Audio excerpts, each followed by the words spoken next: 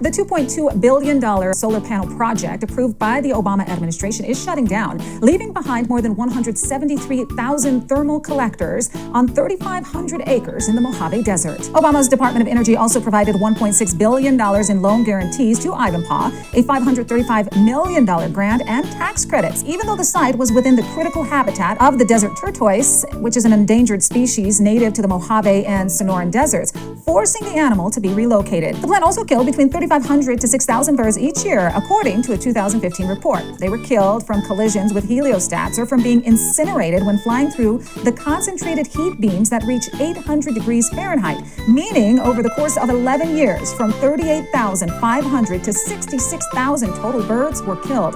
Conservation groups like the Sierra Club have called Ivanpah a, quote, environmental disaster because of the wildlife impacts. Plus, Ivanpah emits more than 46,000 metric tons of CO2, which is almost twice the threshold for California's cap-and-trade program at 25,000 tons. And it relied on gas consumption, undermining Ivanpah's clean energy claim. So the $2.2 billion Obama-era green energy investment meant to benefit the environment depended on natural gas because of cloud cover, killed tens of thousands of birds, displaced hundreds of desert tortoises, causing a risk of higher mortality rates, destroyed rare plant species and sacred indigenous sites, and had ecological costs that outweighed its benefits. Plus, the site's altered ecosystem may never fully recover. If you've ever taken Interstate 15 to Las Vegas or flown between Southern California and anywhere north of Southern California, you may have noticed a big, horrifying-looking monstrosity in the middle of the otherwise pristine Mojave Desert, a thing that looks like a cross between a giant extraterrestrial religious shrine and the world's ugliest modern art installation. And in a world overflowing with ugly modern art installations, that's really saying something. And if you just drove past it and then forgot about it, or you were briefly curious but neglected to look it up after your plane landed, that monstrosity that you saw was the Ivanpah Solar Power Facility, built at a cost of $2.2 billion between 2010 and 2014, with that sum including $1.6 billion in loan guarantees from the U.S. taxpayer courtesy of the Barack Obama administration, a significant but undisclosed portion of which remains unpaid. It was sold by its proponents as sophisticated, cutting-edge technology that would be just the first of many such facilities where giant computer-controlled mirrors would be used to focus the sun's rays up to a series of collector towers where the thermal energy would be used to drive a steam turbine and produce millions of megawatts of clean, green electricity year after year into perpetuity. What happened in the actual event? The same thing that happens with every government-subsidized energy project associated with what President Trump quite rightly calls the Green New Scam.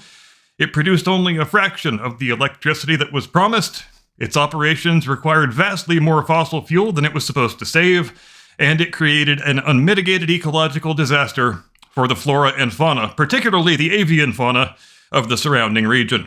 In other words, it did the opposite of everything that self-described environmentalists claim to care about. And the New York Post reports this week that early next year, after only 11 years of unimpressive, inefficient, spectacularly destructive operation, the Ivanpah Solar Power Facility is to be shut down. We'll get into the detailed analysis on the other side of the open. It's Thursday, the 25th of September. This is Curmudgeon's Corner.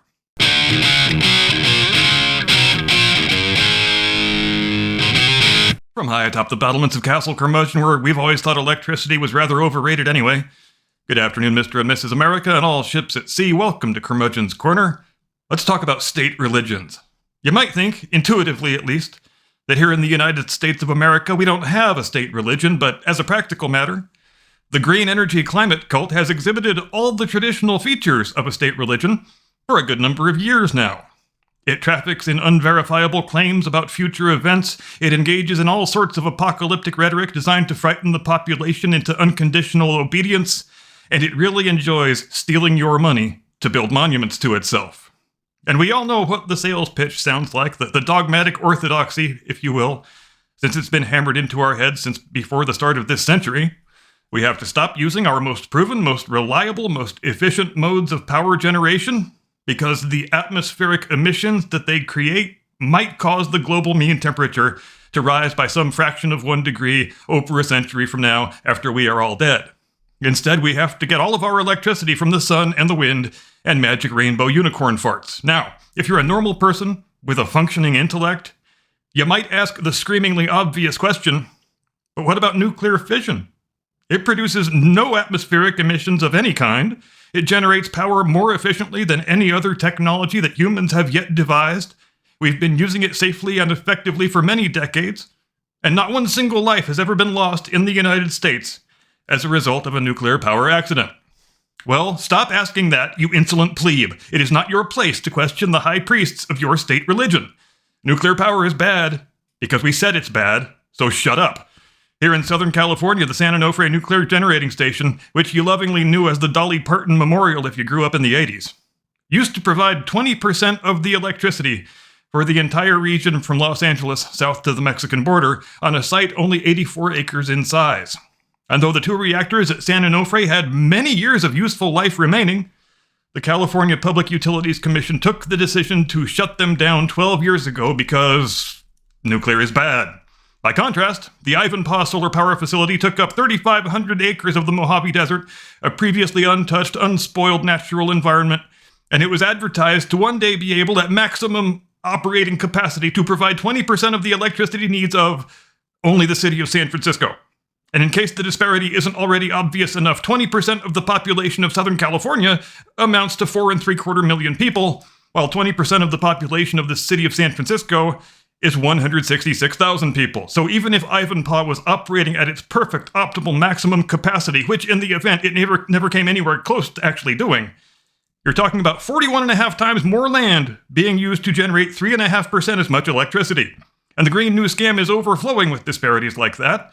The Ivanpah facility was theoretically supposed to be able to generate 950,000 gigawatts per year. Its operator, NRG Energy, which is an incredibly stupid name, by the way, signed a contract with Pacific Gas and Electric, the power agency in San Francisco, guaranteeing to provide 850,000 gigawatts. In 11 years of operation, how many times was that contractually obligated target actually reached? Once. And that was in 2020, the year everything was shut down. So that's fun. Some years it didn't get to 40% of that number. Most years it didn't get to 70%. And what was the operator's excuse? Well, there were too many clouds. And all those jet contrails, we didn't plan on them blocking so much sunlight. It's not our fault. And let's take a moment to focus on greenhouse gas emissions, which is supposed to be, of course, the holy grail for Green New Scam true believers. The Ivanpah facility was advertised to save 400,000 metric tons of CO2 emissions over traditional modes of power generation, not including nuclear, of course, because we don't talk about nuclear, so just shut up. In theory, you'd have to use a limited amount of natural gas each morning to make enough power to spin up the turbines so they could be prepared to start collecting thermal energy from the mirrors. In the event, they wound up needing 4 times as much LNG as their original, very fanciful, some might say fictional, calculations had accounted for. Oh, but it doesn't end there, not by a long shot. You need more natural gas to make electricity to power the motors that keep the individual mirrors oriented toward the sun and to power the computers that control them. And even still, it doesn't end there. Remember those years when the facility was only producing 40% to 70% of the electricity it was contractually obligated to provide? See, when you sign a contract promising to provide a certain amount of product and you provide vastly less than the agreed amount, well, you trigger certain penalty clauses in said contract. So that means they had to bring in even more natural gas to make extra power to augment the vastly diminished amount of solar power they were making so that the penalty payments would be lower. How bad did it get? Well, when it started operating, the facility was allotted an annual amount of 328 million cubic feet of LNG. By the end of August 2014, which is less than 2/3 of the way through the first year of operation, they had to ask for an increase to 525 million cubic feet, an increase of 38% for those fans keeping score at home. The result of all this natural gas usage was that the plant wound up pumping an average of 46,084 metric tons of CO2 into the atmosphere each year, which adds up to just over 500,000 tons of greenhouse gas emissions over the 11-year operational life of the facility. And remember the original advertisement. This thing was supposed to save 400,000 tons of those same emissions. So in other words, it did the exact opposite of what it was supposed to do, and then some.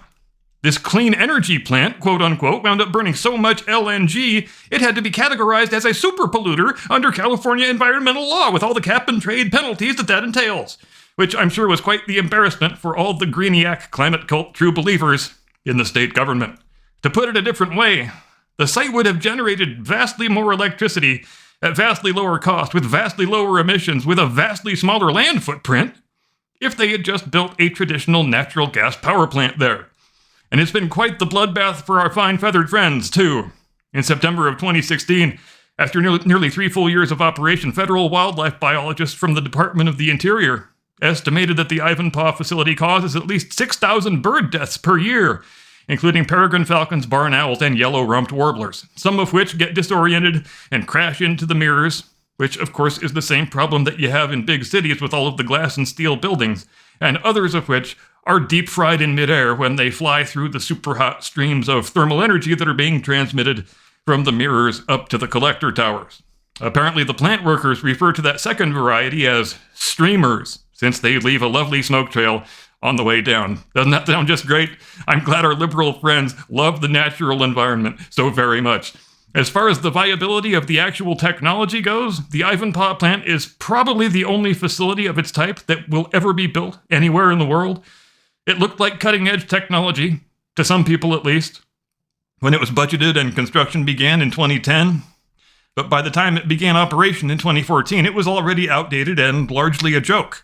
So in the final analysis, what does it look like when a confluence forms between neo-pagan religious fanaticism, profligate big government spending, and good old-fashioned human stupidity? Well, it looks just like Ivanpah. And make no mistake, by the time all the equipment and facilities are torn down and removed and disposed of, and the environmental mitigation work is completed, and the federal loan guarantees paid off with the attendant accrued interest, you're going to be looking at way the hell more than a $2.2 billion total bill, probably more like $5 billion when it's all said and done. So the next time you are driving up to Vegas or flying from LA to Denver or wherever, that big ugly thing you see down there in the desert on the California-Nevada border isn't an extraterrestrial religious shrine or the world's ugliest modern art installation.